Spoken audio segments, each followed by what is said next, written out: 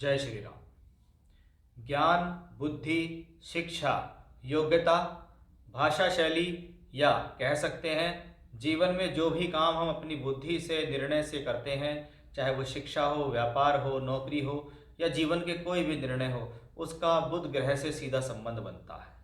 हम बहुत हिसाब से, बहुत लॉजिकली और बहुत मोटे तौर पे देखें तो बुध मतलब बुद्धि, और जहाँ पर बुद्धि ठीक प्रकार से काम कर रही हो वहाँ पर जीवन में अवश्य ही फायदा मिलता है। और जहाँ बुद्धि भ्रमित हो रही हो, मलिन हो रही हो, कुपित हो रही हो, ऐसी स्थिति में आपके निर्णय गलत होते हैं। आज हम ऐसे ही ग्रह के बारे में बात करेंगे जिसका नाम है बुध, मरकरी। इस ग्रह का राशि परिवर्तन होने जा रहा है। अब तक ये ग्रह मकर राशि में गोचर कर रहे थे, लेकिन अब ये ग्रह कुंभ राशि के अंदर गोचर करेंगे। तो सबसे पहले ये जानना बहुत जरूरी है कि बुध आखिर है क्या।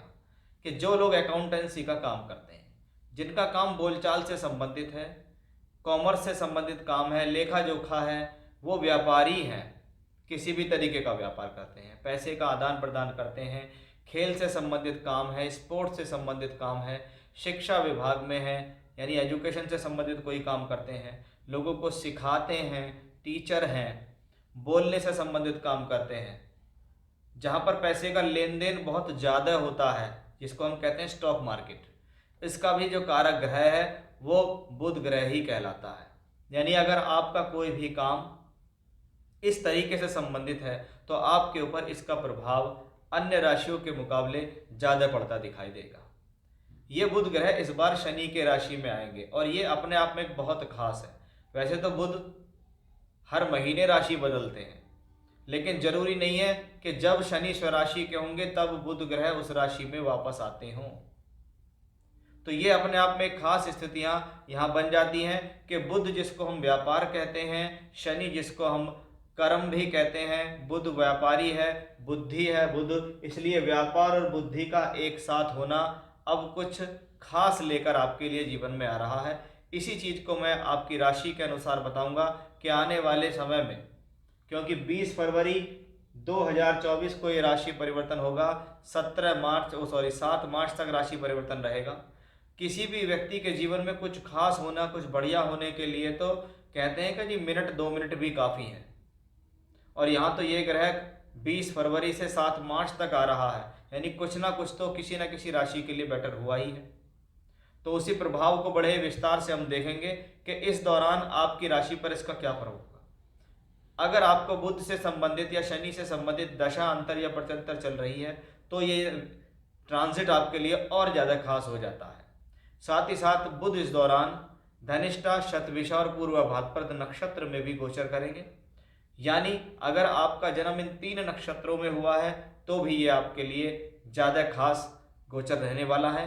धनिष्ठा नक्षत्र मंगल का नक्षत्र है, शतभिषा राहु और पूर्व भाद्रपद गुरु का नक्षत्र है। यानी कहीं ना कहीं मंगल, राहु और बृहस्पति के गुणों को भी ग्रहण करते हुए बुध इस दौरान गोचर करते दिखाई देंगे।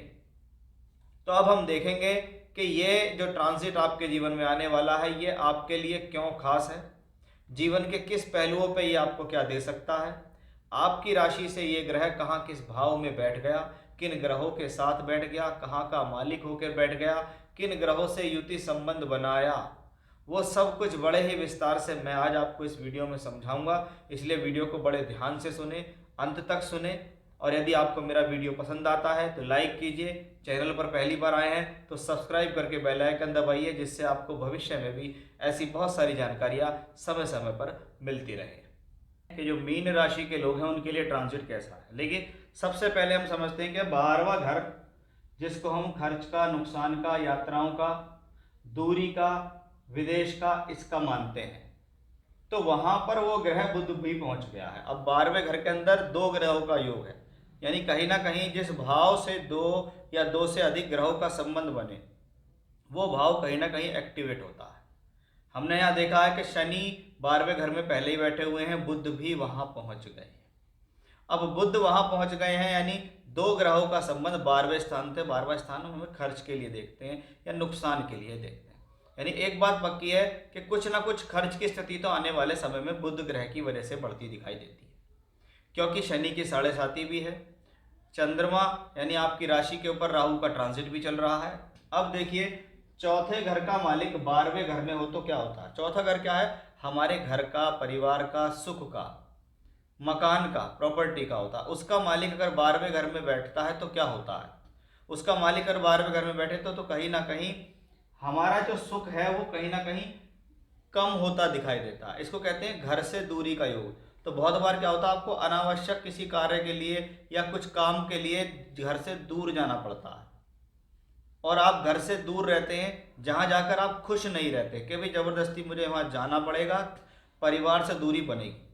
बहुत बार वो लोग जो रेंटल प्रॉपर्टी पे रहते हैं, जो किराए के मकान पे रहते हैं, उनको ऐसे समय में किराए के मकान में बदलाव होता है या मकान मालिक बोलता है कि भाई आप कोई दूसरी जगह दे ढूंढ लो, यानी वो एक परिवर्तन की स्थितियां हैं। यानी इसमें लगातार क्या है, खर्च हो रहा है, कुछ ना कुछ छोटा मोटा लॉस हो रहा है, सुख शांति का अभाव है, या तो परिवार में सुख शांति नहीं है या मन के अंदर सुख नहीं है। अब क्योंकि वो सप्तम भाव का मालिक होके भी 12वें घर में बैठा, सप्तम भाव क्या है, पद प्राप्ति का भाव है। ऐसी स्थिति में व्यक्ति को डर लगता है कि मेरी पद हानि तो नहीं हो जाएगी, मुझे जॉब लॉस तो नहीं हो जाएगा, मेरा कोई नुकसान तो नहीं हो जाएगा, मुझे सामाजिक रूप से नुकसान तो नहीं हो जाएगा।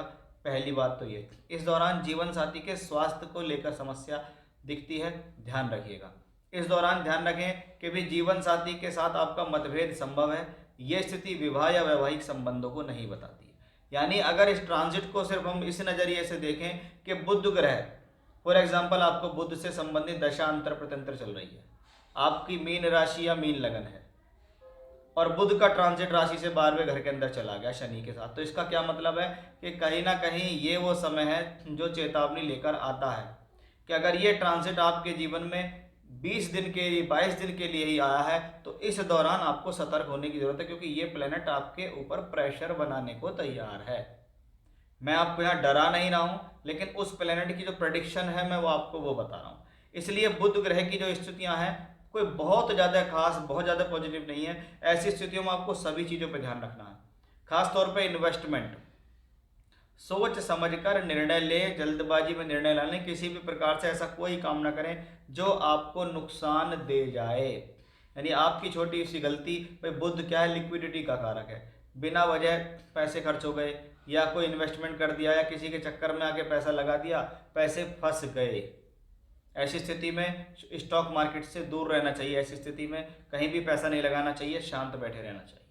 तो इस ट्रांजिट में आपको नुकसान ना हो, इसका थोड़ा सा आपको विशेष ध्यान रखना होगा। तो ये था मीन राशि के जातकों के ऊपर कैसा होगा इस बुध के राशि परिवर्तन का प्रभाव। जय श्री राम।